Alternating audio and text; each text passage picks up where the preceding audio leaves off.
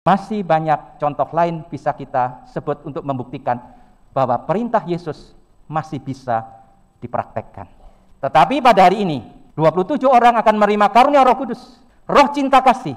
Roh itulah yang diperlukan supaya orang mampu mempraktekkan cinta kasih di luar kemampuan manusia. Maka kita bersyukur bahwa 27 orang hari ini akan dilengkapi dengan 7 karunia Roh Kudus. Semoga mereka dan kita yang lain yang sudah menerima sakramen Krisma sebelum ini juga dimampukan untuk menjalankan perintah Yesus. Minimal tidak membalas dendam secara berlebihan. Minimal bisa tidak dendam, itu sudah bagus. Dan lebih bagus lagi, membalas orang yang berbuat jahat kepada kita dengan berbuat baik kepada mereka. Itulah murid Yesus yang sejati. Mari kita lanjutkan Ekaristi sambil mohon kekuatan Roh Kudus, roh cinta kasih yang mengusir kebencian, dendam dalam diri kita. Dalam nama Bapa dan Putra dan Roh Kudus. Amin. Damai bagimu. Para romo yang terkasih, Bapak Ibu, saudara-saudari dan anak-anak yang terkasih dalam Kristus, selamat pagi. Selamat pagi. Hari ini kita merayakan Ekaristi tidak hanya untuk melaksanakan kewajiban kita sebagai umat Tuhan, tetapi juga karena ada 27 orang dari antara kita akan menerima sakramen penguatan. Mereka akan diurapi dengan minyak suci yang melambangkan turunnya Roh Kudus sekali lagi atas diri mereka dan menjadikan mereka orang Katolik yang dewasa dan tangguh. Roh Kudus akan memberi mereka karunia-karunia yang sangat diperlukan manusia dalam perjuangan hidup di dunia ini. Ada 7 karunia Roh Kudus. Kita bersukacita karena ada 27 orang yang akan menerima anugerah besar ini. Hari ini kita diajak oleh Tuhan untuk mengasihi bahkan mereka yang membenci kita, mengasihi mereka. Tapi kita sadar kita orang lemah, sulit sekali mencintai orang yang membenci kita. Membenci yang tidak membenci kita saja sulit, apalagi yang membenci kita. Sadar akan kelemahan ini, mari kita mohon ampun, tapi juga atas dosa-dosa lain. Saudara-saudari yang terkasih dalam Kristus, sering kita mendengar berita pembunuhan atau kerusuhan besar. Dan kalau dilacak, penyebabnya itu sangat sepele. Keserempetlah kendaraannya, omongan yang kasarlah dari majikan, kesenggol oleh orang. Begitu sering terjadi, hal kecil lalu meluas sampai terjadi pembunuhan. Itulah sifat manusia. Manusia sejak awal mula sudah punya sikap seperti itu. Dalam kitab suci ada yang namanya Lamek. Lamek itu membunuh anak muda karena anak muda itu melukai dia. Balas dendam yang lebih hebat daripada perbuatan yang dia terima.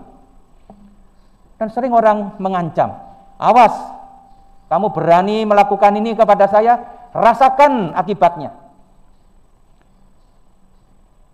Balas dendam yang seringkali berlipat ganda, dan itu diancamkan kepada orang.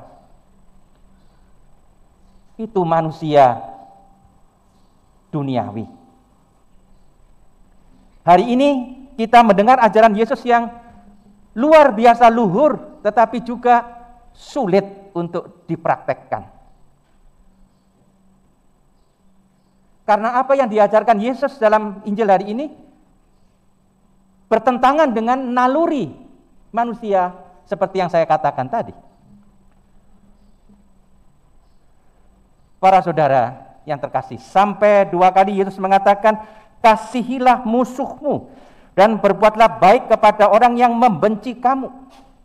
Lalu diulang lagi pada bagian yang tadi sudah kita dengar, tetapi kamu kasihilah musuhmu dan berbuatlah baik kepada mereka. Sampai 2 kali kita dengar kalimat ini. Jangankan mengasihi musuh, mengasihi yang bukan musuh saja sudah sulit. Para saudara yang terkasih dalam Kristus, tadi pagi dalam ibadat saya mendoakan 27 orang yang akan menerima sakramen Krisma. Mengapa saya mendoakan Anda yang belum kenal saya? Ya karena Anda adalah umat saya. Anda bukan musuh saya. Maka saya mendoakan Anda. Itu logis, masuk akal. Anda saling mendoakan, logis, sudah sewajarnya. Orang tua mendoakan anak, anak mendoakan orang tua, suami mendoakan istri, dan sebaliknya. Karena mereka memang orang sendiri.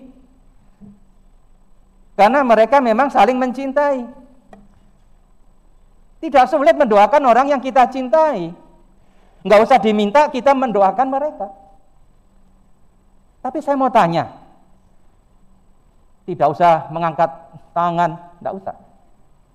Dari sini, berapa yang mendoakan orang yang paling dibenci dalam hidupnya? Entah itu mertua yang menjengkelkan, entah itu teman kelas yang berbuat curang pada dia.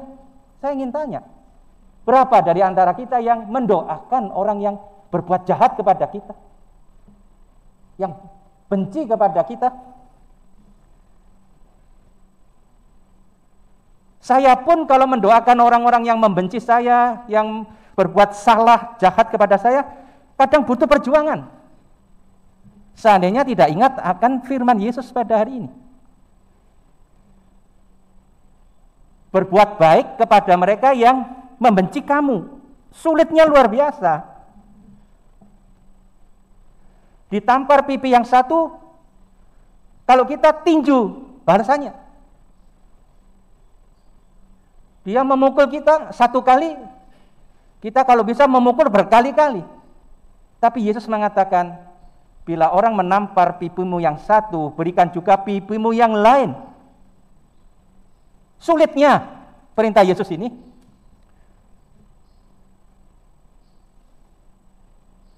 Mencintai yang ada di samping kita, yang bukan musuh kita saja tidak gampang. Kok disuruh berbuat baik kepada mereka yang jahat kepada kita? Tapi itulah perintah Yesus pagi ini. Apa alasannya? Alasannya adalah karena kita dipanggil Tuhan untuk menjadi murah hati, artinya penuh belas kasihan, artinya penuh pengampunan kepada sesama, seperti Bapamu di surga murah hati kepadamu. Artinya dia juga mengampuni kita. Dia juga baik kepada kita meskipun kita orang berdosa.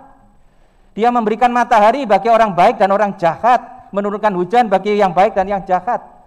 Karena Allah kita adalah Allah yang penuh cinta kasih juga kepada mereka yang tidak menghormati Dia. Tapi kita dipanggil menjadi seperti Allah Bapa. Kita dipanggil menjadi anaknya. Dan anak itu sepantasnya punya sifat seperti bapaknya. Kalau Allah Bapa kita itu punya sifat pemurah, pengampun, penyayang, kita pun dipanggil untuk seperti Dia. Tapi sulitnya setengah mati. Meniru Allah Bapa itu sulit. Ya, sulit. Sulit sekali. Kita malah sering mendoakan biar celaka dia itu. Dia kurang ajar sama saya. Biar 7 turunan dia celaka. Itu naluri kita. Bagaimana bisa melaksanakan perintah Yesus? Terlalu muluk. Hampir tidak mungkin. Para saudara yang terkasih, Yesus tidak hanya mengajarkan. Yesus sendiri melaksanakan itu ketika dia di kayu salib. Dia mendoakan mereka yang membunuh dia. Karena dia mendoakan, ya Bapa, ampunilah mereka. karena mereka tidak tahu apa yang mereka lakukan. Stefanus, diakon pertama, sebelum dia dirajam juga mendoakan orang-orang yang akan membunuhnya. Karena Stefanus ingin seperti Yesus, mendoakan musuh. Beato Titus Bransma, seorang Romo Belanda Karmel yang dibunuh oleh orang Jerman Nazi, kelompoknya Hitler yang terkenal itu. Beliau mendoakan bangsa Jerman dan bangsa Belanda. Dia Belanda, yang mau membunuh dia orang Jerman. Dia mendoakan bangsa Jerman dan bangsa Belanda. Dan masih banyak contoh lain bisa kita sebut untuk membuktikan bahwa perintah Yesus masih bisa dipraktekkan. Tetapi pada hari ini 27 orang akan menerima karunia Roh Kudus, roh cinta kasih. Roh itulah yang diperlukan supaya orang mampu mempraktekkan cinta kasih di luar kemampuan manusia. Maka kita bersyukur bahwa 27 orang hari ini akan dilengkapi dengan 7 karunia Roh Kudus.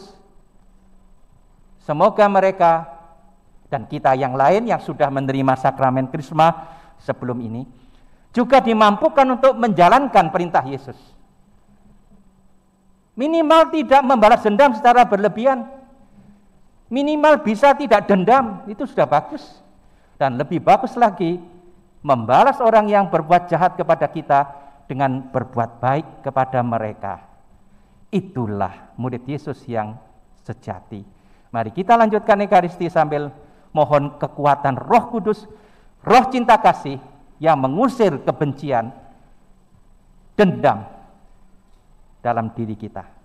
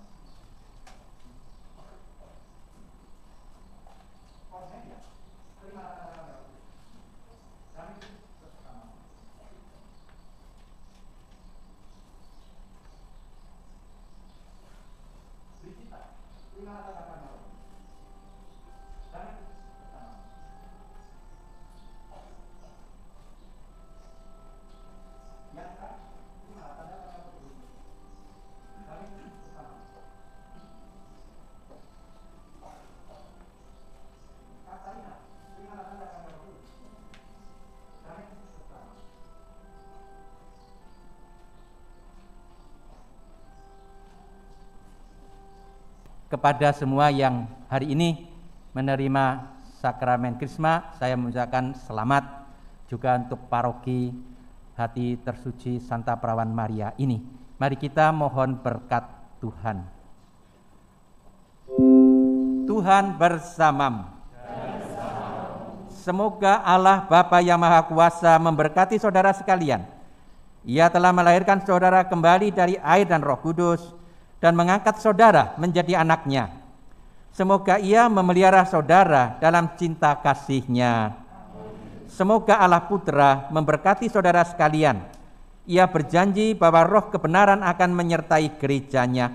Semoga Ia meneguhkan saudara untuk memberi kesaksian tentang iman yang benar. Semoga Allah Roh Kudus memberkati saudara sekalian. Ia telah menyalakan api cinta kasih dalam hati murid-Nya. Semoga Ia mempersatukan dan membimbing saudara kepada sukacita kerajaan Allah.